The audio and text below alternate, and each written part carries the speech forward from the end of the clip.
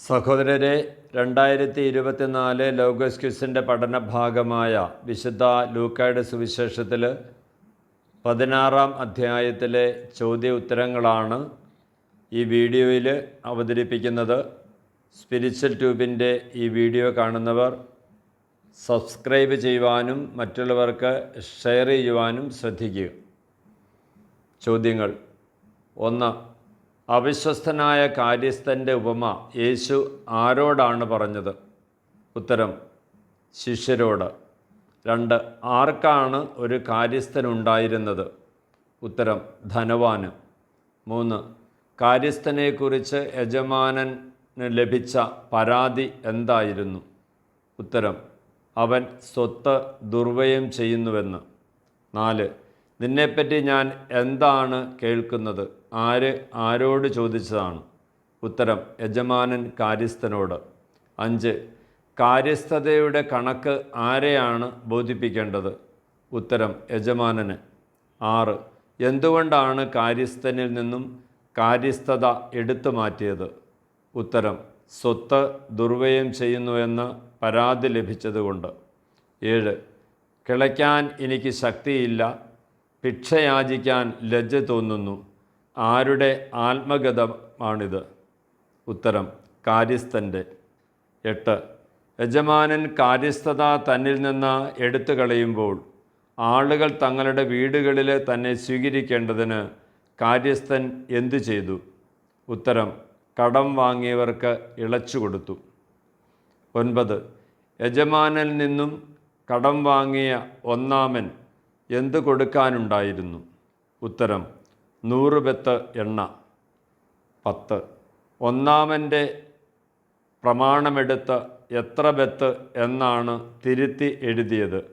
ഉത്തരം: 50 ബത്ത്. 11. നീ എന്ത് കടപ്പെട്ടിരിക്കുന്നു? ആരോട് പറഞ്ഞു? ഉത്തരം: കാര്യസ്ഥൻ മറ്റൊരുവനോട്. 12. മറ്റൊരുവൻ യജമാനനോട് കടപ്പെട്ടിരുന്നത് എത്ര കോർ ഗോതമ്പാണ്? ഉത്തരം: 100 കോർ. 13. 100 കോർ ഗോതമ്പ് കടപ്പെട്ടിരുന്ന മറ്റൊരുവനോട് കാര്യസ്ഥൻ എന്താണ് പറഞ്ഞത്? ഉത്തരം: നിന്റെ പ്രമാണമെടുത്ത് 80 കോർ എന്ന് തിരുത്തി എഴുതുക. 14. നീതിരഹിതനായ കാര്യസ്ഥനെ യജമാനൻ പ്രശംസിച്ചത് എന്തുകൊണ്ടാണ്? ഉത്തരം: കൗശലപൂർവം പ്രവർത്തിച്ചതിനാൽ. 15. ഈ യുഗത്തിൻ്റെ മക്കൾ തങ്ങളുടെ തലമുറയിൽ വെളിച്ചത്തിൻ്റെ മക്കളേക്കാൾ ഡാഷാണ് പൂരിപ്പിക്കുക? ഉത്തരം: ബുദ്ധിശാലികളാണ്. 16. ഡാഷ് കൊണ്ട് നിങ്ങൾക്കായി ഡാഷിനെ സമ്പാദിച്ചുകൊള്ളുവിൻ. 16:9 പ്രകാരം പൂരിപ്പിക്കുക. ഉത്തരം: അധാർമിക സമ്പത്ത് കൊണ്ട് സ്നേഹിതരെ. 17. അത് നിങ്ങളെ കൈവിടുമ്പോൾ അവർ നിങ്ങളെ നിത്യകൂടാരത്തിൽ സ്വീകരിക്കും. എന്ത് കൈവിടുമ്പോൾ? ഉത്തരം: അധാർമിക സമ്പത്ത്. 18. ഈ യുഗത്തിൻ്റെ മക്കൾ തങ്ങളുടെ തലമുറയിൽ ആരേക്കാൾ ബുദ്ധിശാലികളാണ്? ഉത്തരം: വെളിച്ചത്തിൻ്റെ മക്കളേക്കാൾ. 19. ചെറിയ കാര്യത്തിൽ വിശ്വസ്തൻ വലിയ കാര്യത്തിലും വിശ്വസ്തനായിരിക്കും. അധ്യായവും വാക്യവും ഏതാണ്? ഉത്തരം: ലൂക്ക 16:10. 20. അധാർമിക സമ്പത്തിൻ്റെ കാര്യത്തിൽ ഡാഷ് ആയിരിക്കുന്നില്ലെങ്കിൽ യഥാർത്ഥ ധനം ആര് നിങ്ങളെ ഏൽപ്പിക്കും? ഉത്തരം: വിശ്വസ്തരായിരിക്കുന്നില്ലെങ്കിൽ. 21. ഡാഷ് നിങ്ങൾ വിശ്വസ്തരല്ലെങ്കിൽ നിങ്ങൾക്ക് സ്വന്തമായവ ആര് നിങ്ങൾക്ക് നൽകും? ലൂക്ക 16:12 പ്രകാരം പൂരിപ്പിക്കുക. ഉത്തരം: മറ്റൊരുവൻ്റെ കാര്യത്തിൽ. 22. മറ്റൊരുവൻ്റെ കാര്യത്തിൽ നിങ്ങൾ വിശ്വസ്തരല്ലെങ്കിൽ നിങ്ങൾക്ക് ഡാഷ് ആര് നിങ്ങൾക്ക് നൽകും? ഉത്തരം: സ്വന്തമായവ. 23. ഒരു ഭൃത്യന് 2 യജമാനന്മാരെ സേവിക്കുവാൻ സാധിക്കുകയില്ല. കാരണമെന്താണ്? ഉത്തരം: ഒന്നുകിൽ ഒരുവനെ ദ്വേഷിക്കുകയും മറ്റവനെ സ്നേഹിക്കുകയും ചെയ്യും, അല്ലെങ്കിൽ ഒരുവനോട് ഭക്തി കാണിക്കുകയും മറ്റവനെ നിന്ദിക്കുകയും ചെയ്യും. 24. ഡാഷിനെയും ഒന്നിച്ച് സേവിക്കുവാൻ നിങ്ങൾക്ക് കഴിയുകയില്ല. പൂരിപ്പിക്കുക. ഉത്തരം: ദൈവത്തെയും ധനത്തെയും. 25. എങ്ങനെയുള്ള ഫരിസേയരാണ് ഇതെല്ലാം കേട്ടപ്പോൾ അവനെ പുച്ഛിച്ചത്? ഉത്തരം: പണക്കൊതിയരായ ഫരിസേയർ. 26. മനുഷ്യരുടെ മുമ്പിൽ നിങ്ങളെ തന്നെ നീതീകരിക്കുന്നു, എന്നാൽ ഡാഷ് നിങ്ങളുടെ ഹൃദയങ്ങളെ അറിയുന്നു. പൂരിപ്പിക്കുക. ഉത്തരം: ദൈവം. 27. മനുഷ്യർക്ക് ഉത്കൃഷ്ടമായത് ദൈവദൃഷ്ടിയിൽ ഡാഷാണ്. 16, 15 പ്രകാരം പൂരിപ്പിക്കുക. ഉത്തരം: നികൃഷ്ടമാണ്. 28. നിയമവും പ്രവാചകന്മാരും ആരുവരെ ആയിരുന്നു? ഉത്തരം: യോഹന്നാൻ വരെ. 29. യോഹന്നാന് ശേഷം പ്രസംഗിക്കപ്പെട്ടത് എന്താണ്? ഉത്തരം: ദൈവരാജ്യത്തിൻ്റെ സുവിശേഷം. 30. എല്ലാവരും ദൈവരാജ്യത്തിൽ പ്രവേശിക്കുന്നത് എങ്ങനെയാണ്? ഉത്തരം: ബലം പ്രയോഗിച്ച്. 31.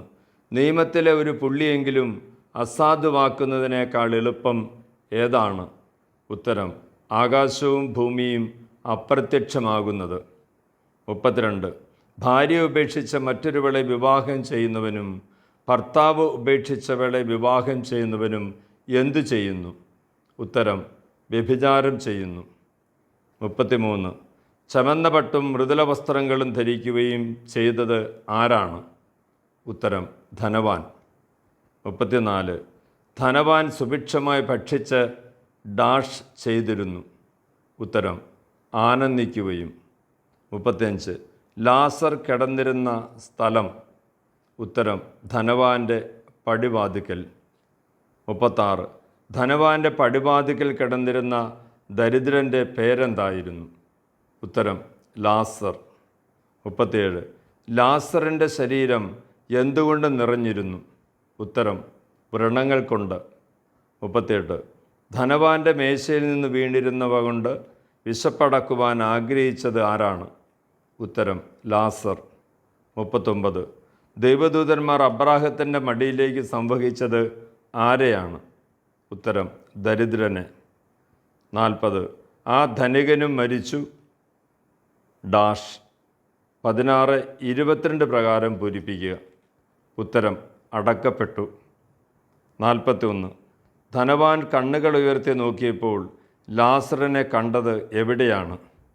ഉത്തരം: അബ്രാഹത്തിൻ്റെ മടിയിൽ. 42. പിതാവായ അബ്രാഹമേ, എന്നിൽ കനിയണമേ ആരുടെ വാക്കുകളാണ്? ഉത്തരം: ധനികൻ്റെ. 43. തൻ്റെ വിരൽത്തുമ്പ് വെള്ളത്തിൽ മുക്കി എൻ്റെ നാവ് തണുപ്പിക്കുവാൻ ലാസറിനെ അയക്കണമേ. ഇത് ആരോട് പറഞ്ഞതാണ്? ഉത്തരം: ധനികൻ പിതാവായ അബ്രാഹത്തിനോട്. 44. ധനികൻ എവിടെയാണ് പീഡിപ്പിക്കപ്പെട്ടത്?